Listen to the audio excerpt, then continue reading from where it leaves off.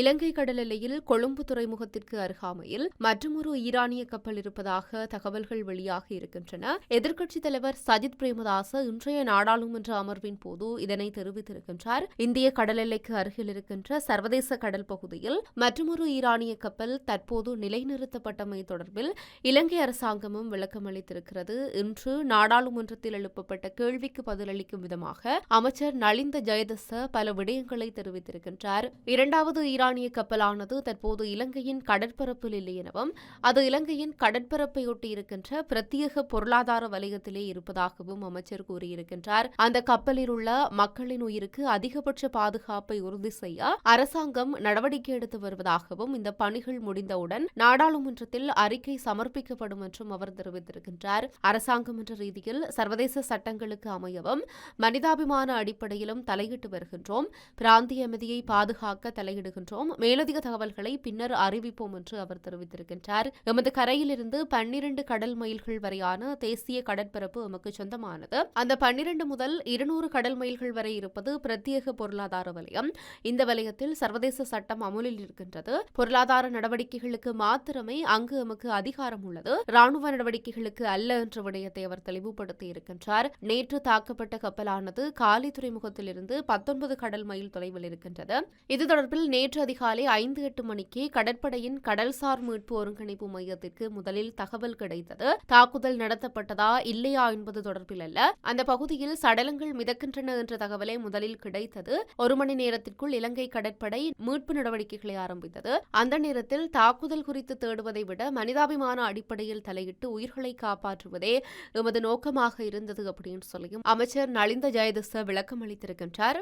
இந்த சமுத்திரத்தில் இலங்கை கடற்பரப்புக்கு அருகில் நேற்று நள்ளிரவு ஈரான் நாட்டினுடைய பாதுகாப்பு கப்பல் ஒன்று அமெரிக்காவினால் தாக்குதலுக்கு இலக்காக இருக்கின்ற நிலையில் தற்பொழுது கொழும்பு துறைமுகத்திற்கு அருகில் இருக்கின்ற மற்றொரு ஈரானிய கப்பல் தொடர்பில் இலங்கை அரசாங்கத்திடமிருந்து தெளிவான அறிக்கை ஒன்று தேவை என்றும் அமெரிக்க நீர்மூழ்கி கப்பலின் உதவியுடன் ஈரானின் யுத்த கப்பல் மீது நடத்தப்பட்ட தாக்குதல் தொடர்பாக அரசாங்கம் சிறப்பு அறிக்கை ஒன்றை வெளியிட வேண்டும் அப்படின்னு சொல்லியும் எதிர்க்கட்சித் தலைவர் சஜித் பிரேமதாச வலியுறுத்தியிருக்கின்றார். ஈரானிய கப்பலில் தாக்குதலுக்கு இலக்கான மக்களை காப்பாற்றிய இலங்கை ராணுவத்தை நாங்கள் பெருமையோடு நினைவுபடுத்துகிறோம். ஆனால் இந்த சம்பவம் தொடர்பாக ராஜதந்திர ரீதியாக எடுக்கப்பட்ட நடவடிக்கைகள் குறித்து அரசாங்கம் இன்னும் தெளிவான அறிக்கையை வெளியிடவில்லை.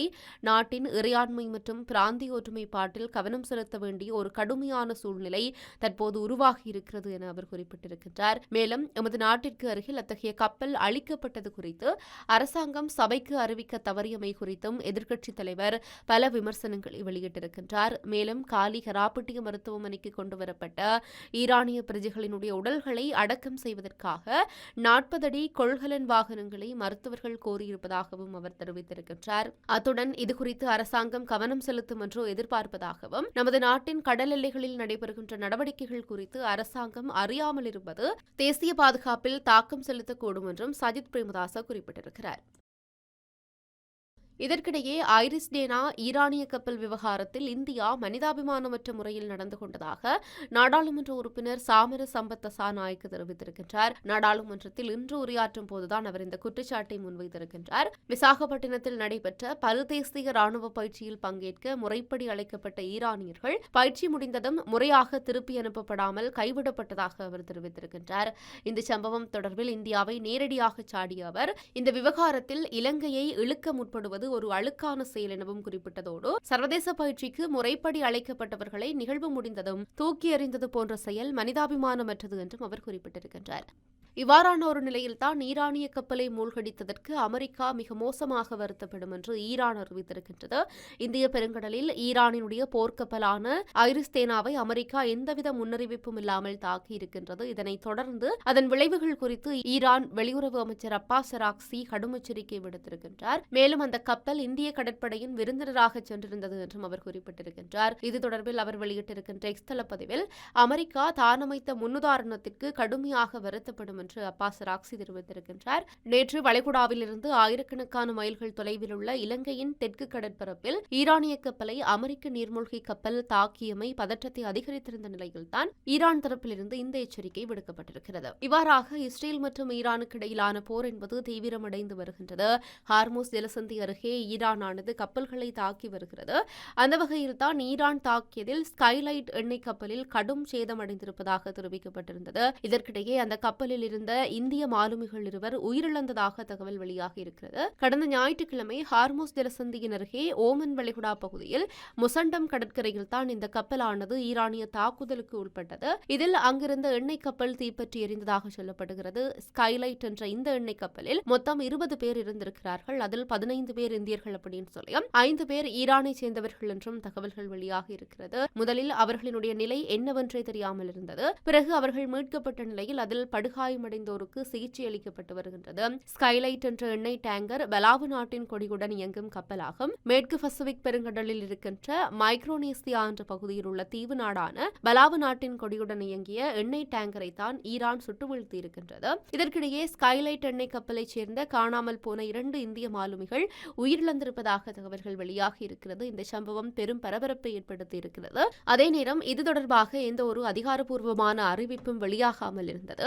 இந்த நிலையில் தான் தற்போது இலங்கை கடற்பரப்பை நோக்கி ஈரானிய கப்பல்களினுடைய வருகை அதிகரித்திருக்கின்றது. குறிப்பாக இன்றைய தினம் கொழும்பு துறைமுகத்திற்கு அருகாமையில் வந்திருக்கின்ற மற்றொரு ஈரானிய கப்பலானது அது எங்கிருந்து வந்தது, அந்த கப்பலினுடைய பெயர் என்ன, அந்த கப்பலில் எத்தனை பேர் இருக்கின்றார்கள் என்பது குறித்த தகவல்கள் இதுவரைக்கும் வெளியாகவில்லை. இந்த நிலையில் தான் இந்த பதற்றமானது, அதாவது அமெரிக்காவுக்கும் இஸ்ரேலுக்கும் ஈரானுக்கும் இடையிலான போர் பதற்றமானது தற்போது ஆசிய நாடுகளை நோக்கி திரும்பி இருக்கிறது. குறிப்பாக இதன் காரணமாக இலங்கை மற்றும் இந்தியா ஆகிய நாடுகள் தான் பெருமளவில் பாதிக்கப்பட போகின்றதாகவும் சொல்லப்படுகிறது. குறிப்பாக அதற்கேற்றால் போல் ஈரானிய கப்பல்கள் இந்திய பெருங்கடலிலும் இலங்கை கடற்பரப்பிற்கு அருகிலும் தொடர்ந்து வருகை தந்து கொண்டிருக்கின்றன. ஆனால் தற்போது கொழும்பு துறைமுகத்திற்கு அருகில் காணப்படுகின்ற அந்த கப்பலில் தாக்குதல்கள் நடத்தப்பட்டதா இல்லையா என்பது குறித்த தகவல்களும் வெளியாகவில்லை. இதற்கிடையேதான் அமெரிக்க ஜனாதிபதி டொனால்டு ட்ரம்ப் ஒரு அறிவிப்பையும் வெளியிட்டிருக்கின்றார். அதாவது எந்த நாட்டில் வேண்டுமானாலும் என்னால் போர் விமானங்களை இறக்க முடியும் அப்படின்னு சொல்லிய ஒரு எச்சரிக்கையை விடுத்திருக்கின்றார். குறிப்பாக அவர்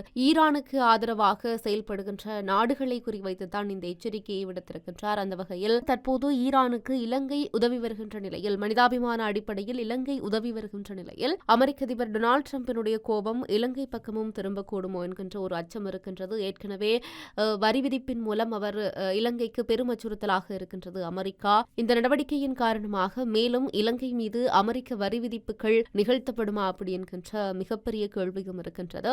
ஏற்கனவே ஈரான் மீதான அமெரிக்க தாக்குதலுக்கு ஒத்துழைக்க மறுப்பு தெரிவித்திருக்கின்றது ஸ்பெயின். இதையடுத்து கடும் கோபமடைந்துள்ள அமெரிக்க ஜனாதிபதி டொனால்டு ட்ரம்ப் ஸ்பெயினுடனான அனைத்து வர்த்தக உறவுகளையுமே உடனடியாக நிறுத்துவதாக அறிவித்திருந்தார். இவ்வாறு ஈரானுக்கு ஆதரவாக செயல்படுகின்ற நாடுகளையும் ஈரான் மீதான அமெரிக்க தாக்குதலுக்கு ஒத்துழைக்காத நாடுகளையும் குறிவைத்து டொனால்டு ட்ரம்ப் கடுமையான விமர்சனங்களை முன்வைத்து வருவதோடு அந்த நாடுகளுக்கு எதிராக பொருளாதார தடைகளை விதித்து வருகின்றார். அது மட்டுமின்றி பொருளாதார உறவுகளையும் நிறுத்தி வருகின்றார். இந்த நிலையில் அமெரிக்காவினுடைய அடுத்த கட்ட நகர்வுகள் என்னவாக இருக்க போகின்றது, அடுத்த கட்ட போர் நிலவரம் என்ன கட்டத்தை எட்டப் போகிறது என்பதை பொறுத்திருந்துதான் பார்க்க வேண்டும்.